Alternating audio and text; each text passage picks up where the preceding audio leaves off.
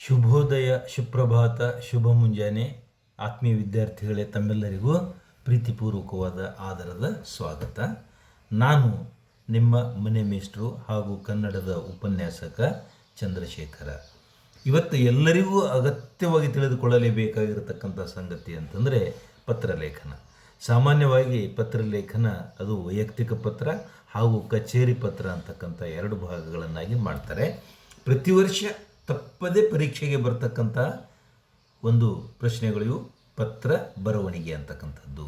ಇದರ ಬಗ್ಗೆ ನಾವು ತಿಳಿದುಕೊಂಡ್ರೆ ಬೇಕಾದಷ್ಟಿದೆ. ಅದಕ್ಕೆ ಬೇರೆ ಪ್ರತ್ಯೇಕವಾದಂತಹ ನಾನು ಪತ್ರ ಬರವಣಿಗೆ ಕುರಿತಾದಂತಹ ಒಂದು ಪಾಠವನ್ನು ಕೂಡ ವಿಡಿಯೋ ಪಾಠ ಮಾಡಿದ್ದೇನೆ.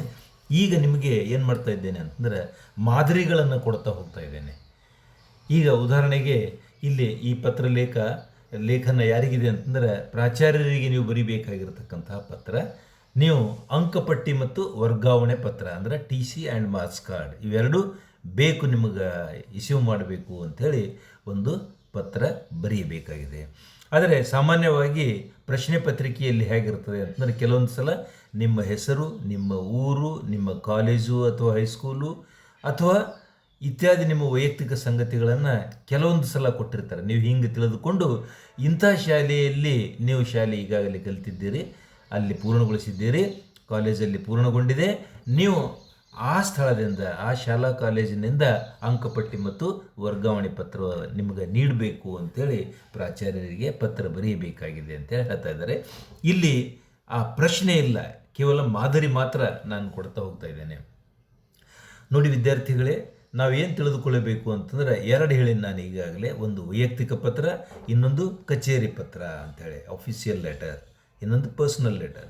ಇದು ಆಫೀಸಿಯಲ್ ಲೆಟರ್ ಅಂತಂದರೆ ಇಲ್ಲಿ ಸಾಮಾನ್ಯವಾಗಿ ಯಾರಿಂದ ಪತ್ರ ಬರೆಯಲ್ಪಡ್ತಾ ಇದೆ, ಯಾರಿಗೆ ಪತ್ರ ಬರೆಯಲ್ಪಡ್ತಾ ಇದೆ, ದಿನಾಂಕ, ಯಾವ ಊರಿನಿಂದ ಪತ್ರ ಬರೀತಾ ಇದ್ದೀರಿ, ವಿಷಯ ಮತ್ತು ನೀವು ಅವರಿಗೆ ಯಾವ ರೀತಿಯಿಂದ ಒಂದು ಅಡ್ರೆಸ್ ಮಾಡ್ತೀರಿ, ಯಾವ ರೀತಿಯಿಂದ ಅವರಿಗೆ ನೀವು ಕರಿತೀರಿ, ಮಾನ್ಯರೇ, ಮಹಾಶಯರೇ ಇತ್ಯಾದಿ ಸಂಗತಿಗಳನ್ನು ನೀವು ಅಲ್ಲಿ ತಿಳಿಸ್ಬೇಕಾಗ್ತದೆ. ಪತ್ರದ ಒಡಲು ನೀವು ತಿಳಿಸಬೇಕಾಗ್ತದೆ. ಅನಂತರ ಪತ್ರದ ಕೊನೆಯಲ್ಲಿ ನೀವು ಯಾವ ಒಂದು ಮಾತನ್ನು ಹೇಳ್ತಾ ಇದ್ದೀರಿ ಹಾಗೂ ಕೊನೆಗೆ ನಿಮ್ಮ ಸಹಿ ಸಾಕ್ಷಿ ಇತ್ಯಾದಿಗಳು ಇಲ್ಲಿ ಇರಬೇಕಾಗ್ತದೆ. ನೋಡಿ, ಇಲ್ಲಿ ಅಂಕಪಟ್ಟಿಗಾಗಿ ನೀವು ಯಾರಾಗಿ ಪತ್ರ ಬರಿತಾ ಇದ್ದೀರಿ ಅಂದರೆ ನಿಮ್ಮ ಹೆಸರು ಭೀಮೇಶ ಅಥವಾ ಗಂಗಾ ಅಂಥೇಳಿ ನೀವು ತಿಳಿದುಕೊಳ್ಳಬೇಕಾಗಿದೆ. ದ್ವಿತೀಯ PUC ನಿಮ್ಮ ವರ್ಗ ಮುಗಿದಿದೆ ಅಥವಾ ಯಾವ ಕ್ಲಾಸ್ನಲ್ಲಿ ಇರ್ತೀರಿ. ಪರೀಕ್ಷೆಯಲ್ಲಿ ಯಾವಾಗಲೂ ಸತ್ಯ ಬರೆಯಬಾರದು. ಅಂದರೆ ಏನಿದ್ರ ಅರ್ಥ ಏನಂತಂದರೆ ನೀವು ಪರೀಕ್ಷಕರಿಗೆ ಹಿಂಟ್ ಕೊಟ್ಟಂಗೆ ಆಗ್ತದೆ. ಅದಕ್ಕೆ ಪರೀಕ್ಷಕರಿಗೆ ನಿಮ್ಮ ಸಹಿ ಆಗಲಿ ಅಥವಾ ನಿಮ್ಮ ನಿಜನಾಮವಾಗಲಿ ಅಥವಾ ನಿಮ್ಮ ನಿಜ ಊರಿನ ಸ್ಥಳವಾಗಲಿ ಅಥವಾ ನಿಮ್ಮ ಶಾಲಾ ಕಾಲೇಜಿನ ಸ್ಥಳವಾಗಲಿ ಯಾವುದನ್ನು ಬರೆಯಬೇಕಾಗಿಲ್ಲ. ಅದಕ್ಕೆ ಇವರಿಂದ ಇಲ್ಲಿ ಪತ್ರ ಬರೆಯಲಾಗ್ತಾ ಇದೆ. ಅಬ್ದುಲ್ ಕಲಾಂ ಪದವಿ ಪೂರ್ವ ಕಾಲೇಜು, ಆಳಂದ, ಕಲಬುರಗಿ ಜಿಲ್ಲೆ, ಅಲ್ಲಿನಿಂದ ಪತ್ರ ನೀವು ಬರಿತಾ ಇದ್ದೀರಿ. 1ನೇ ಜೂನ್ 2025. ಡಮ್ಮಿ ಡೇಟ್ ನೀವು ಯಾವುದನ್ನು ಹಾಕ್ಬೋದು, ಆದಷ್ಟು ಅದೇ ವರ್ಷದ್ದು ಹಾಕಿದರೆ ಒಳ್ಳೆಯದು. ನೀವು ಯಾವ ಸ್ಥಳದಿಂದ ಬರಿತಾ ಇದ್ದೀರಿ ಅಂತಂದರೆ ಆಳಂದದಿಂದ ಬರಿತಾ ಇದ್ದೀರಿ. ಯಾರಿಗೆ ಬರಿತಾ ಇದ್ದೀರಪ್ಪ ಪತ್ರ ಅಂತಕ್ಕಂಥದ್ದು ಇವರಿಗೆ ಅಂತೇಳಿದೆ ನೋಡ್ರಿ. ಇಲ್ಲಿ ಪ್ರಾಂಶುಪಾಲರು, ಪ್ರಾಚಾರ್ಯರು ಅಥವಾ ಪ್ರಾಂಶುಪಾಲರು ಅಂತೇಳಿ ನಾವು ಹೇಳ್ತೇವೆ, ಅವರಿಗೆ ಪತ್ರ ಬರಿತಾ ಇದ್ದೀರಿ. ಅಬ್ದುಲ್ ಕಲಾಂ ಪದವಿ ಪೂರ್ವ ಕಾಲೇಜು, ಆಳಂದ, ಕಲಬುರಗಿ ಜಿಲ್ಲೆ. ಇಲ್ಲಿ ಮಾನ್ಯರೇ ಅಂಥೇಳಿ ನೀವು ಅಡ್ರೆಸ್ ಮಾಡ್ತಾ ಇದ್ದೀರಿ, ಅವರಿಗೆ ಹೇಳ್ತಾ ಇದ್ದೀರಿ. ಬಹಳ ಜನರು ವಿಷಯ ಆದ ನಂತರ ಮಾನ್ಯರೇ ಅಂಥೇಳಿ ಬರಿತಿರ್ತಾರೆ, ದಯವಿಟ್ಟು ತಪ್ಪು, ಮಾನ್ಯರೇ.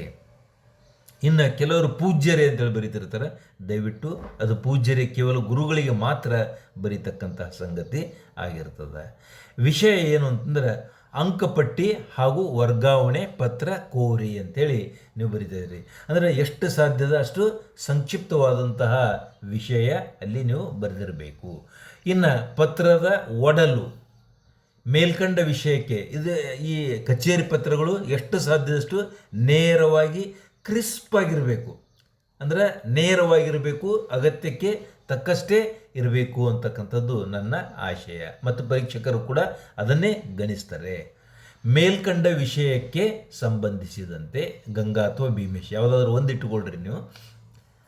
ನೀವು ಒಂದು ವೇಳೆ ಹುಡುಗನಾಗಿದ್ದರೆ ಹುಡುಗಂದೇ ಹೆಸರು ಹಾಕ್ಬೇಕಂತೇನಿಲ್ಲ, ನೀವು ಹುಡುಗಿ ಹೆಸರು ಹಾಕ್ಬೋದು. ಯಾಕೆ ಅಂತಂದರೆ ಇದು ನಗಣ್ಯವಾದದ್ದು, ಇದು ಗಣಿಸುವುದಿಲ್ಲ. ಇಂಥವರಾಗಿರ್ತಕ್ಕಂಥ ನಾನು 2024-25ನೇ ಶೈಕ್ಷಣಿಕ ಸಾಲಿನಲ್ಲಿ, ಆ ವರ್ಷ ಎಜುಕೇಷನ್ ಇಯರ್ ಅಂತ ಹೇಳ್ತೀವಲ್ಲ ನಾವು, ಆಗ ಶೈಕ್ಷಣಿಕ ಸಾಲಿನಲ್ಲಿ ದ್ವಿತೀಯ PUC ಓದಿದ್ದು ಅಂದರೆ ಈಗಾಗಲೇ ಮುಗಿದಿದೆ. ಪ್ರಥಮ ದರ್ಜೆಯಲ್ಲಿ ಉತ್ತೀರ್ಣವಾಗಿದ್ದ ನನ್ನ ಮುಂದಿನ ವಿದ್ಯಾಭ್ಯಾಸವನ್ನು ಮುಂದುವರಿಸಲು ದ್ವಿತೀಯ PUCಯ ವರ್ಗಾವಣೆ ಪತ್ರದ ಅವಶ್ಯಕತೆ ಇರುತ್ತದೆ. ಒಂದು ವೇಳೆ ನೀವು 10ನೇ ತರಗತಿಯ ವಿದ್ಯಾರ್ಥಿಯಾಗಿದ್ದರೆ ಅಥವಾ 9ನೇ ತರಗತಿಯ ವಿದ್ಯಾರ್ಥಿಯಾಗಿದ್ದರೆ, 8ನೇ ಯಾರೇ ಆಗಲಿ, ಇದು ಕೇವಲ ಮಾದರಿ ಮಾತ್ರ ಇದೆ, ಆ ವರ್ಗ ನೀವು ಬರೆಯಬಹುದು. ಈ ಪ್ರಕಾರವಾಗಿ ಮುಂದಿನ ವಿದ್ಯಾಭ್ಯಾಸಕ್ಕೋಸ್ಕರ ವರ್ಗಾವಣೆ ಪತ್ರ ಮತ್ತು ಅಂಕಪಟ್ಟಿಗಳ ಅವಶ್ಯಕತೆ ಇರುತ್ತದೆ. ಆದ್ದರಿಂದ ತಾವುಗಳು ದಯವಿಟ್ಟು ನನ್ನ ಅಂಕಪಟ್ಟಿ ಮತ್ತು ವರ್ಗಾವಣೆ ಪತ್ರ ನೀಡಬೇಕಾಗಿ ತಮ್ಮಲ್ಲಿ ವಿನಂತಿಸಿಕೊಳ್ಳುತ್ತೇನೆ. ಹೆಚ್ಚಿಗೆ ಏನು ಬರೀಬೇಕಾಗಿಲ್ಲ, ಏನು ಬೇಕು ಅದನ್ನು ಟು ದ ಪಾಯಿಂಟ್ ಬರೀಬೇಕು. ಯಾಕೆಂದರೆ ನಿಮ್ಗೆ ಅಂಕಗಳನ್ನು ಹೆಂಗೆ ಡಿಸ್ಟ್ರಿಬ್ಯೂಟ್ ಮಾಡಿರ್ತಾರೆ ಅಂತಂದರೆ, ಅಲ್ಲಿ ಕೇವಲ ನೀವು ಯಾರು ಪತ್ರ ಬರಿತಾ ಇದ್ದಾರೆ, ಯಾರಿಗೆ ಪತ್ರ ಬರಿತಾ ಇದ್ದಾರೆ, ಏನಂಥೇಳಿ ಅವರು ಅಡ್ರೆಸ್ ಮಾಡಿದ್ದಾರೆ, ವಿಷಯ ಕರೆಕ್ಟ್ ಸರಿಯಾಗಿ ಬರೆದಿದ್ದಾರೆಯೋ ಇಲ್ಲೋ, ಪತ್ರದ ಒಡಲು ಹಾಗೂ ಅಂತಿಮವಾಗಿ ವಂದನೆಗಳೊಂದಿಗೆ ಅಥವಾ ಧನ್ಯವಾದಗಳೊಂದಿಗೆ ಹೀಗೆ ಬರೆಯಬಹುದು. ತಮ್ಮ ವಿಶ್ವಾಸಿ ಅಂತ ಬರೆದು ಕೆಳಗಡೆಗೆ ಸಹಿ ಅಂತ ಬರೆಯಬೇಕು, ಹೊರತಾಗಿ ಸಹಿ ಮಾಡಬಾರ್ದು, ನೆನ್ಪಿಟ್ಕೊಳ್ರಿ. ಮತ್ತು ಸಹಿ ಅಂತ ಬರೆಯಲೇಬೇಕಷ್ಟೇ, ಬರೆಯೋದು ತಪ್ಪಬಾರ್ದು. ಮೇಲೆ ಯಾವ ಹೆಸರನ್ನು ನೀವು ಉಪಯೋಗಿಸಿದ್ದೀರಿ ಆ ಹೆಸರನ್ನು ಕೆಳಗಡೆಗೆ ಬರೆದರೆ ಸಾಕು. ಇಷ್ಟು ಬರೆದ್ರೆ ನಿಮ್ಮ ಪತ್ರ ಬರವಣಿಗೆ ಅಂದವಾಗಿ ಸ್ಪೆಲ್ಲಿಂಗ್ ಮಿಸ್ಟೇಕ್ ಇರಲಾರದೆ ನೀವು ಬರೆದದ್ದೇ ಆದರೆ ನಿಮಗೆ ಸಂಪೂರ್ಣವಾದಂತಹ ಅಂಕಗಳು ಸಿಗ್ತವೆ ಅಂತ ಹೇಳ್ತಾ ನಾನು ಈ ಪಾಠವನ್ನು ಇಲ್ಲಿಗೆ ಮುಗಿಸ್ತಾ ಇದ್ದೇನೆ. ನನ್ನೊಂದಿಗೆ ಸಮಯ ಕಳೆದ ತಮಗೆ ಧನ್ಯವಾದಗಳು. ದಯವಿಟ್ಟು ನನ್ನ ಚಾನಲ್ ಸಬ್ಸ್ಕ್ರೈಬ್ ಮಾಡಿಕೊಳ್ಳಿ, ಸ್ನೇಹಿತರೊಂದಿಗೆ ಹಂಚಿಕೊಳ್ಳಿ ಹಾಗೂ ತಪ್ಪದೆ ಕಮೆಂಟ್ ಮಾಡಿ ಅಂತ ಹೇಳ್ತಾ ಇದ್ದೇನೆ. ವಿದಾಯಗಳೊಂದಿಗೆ ಧನ್ಯವಾದಗಳು ಹಾಗೂ ಮುಂದಿನ ಪಾಠಕ್ಕೆ ದಯವಿಟ್ಟು ಸಿದ್ಧರಾಗಿರಿ.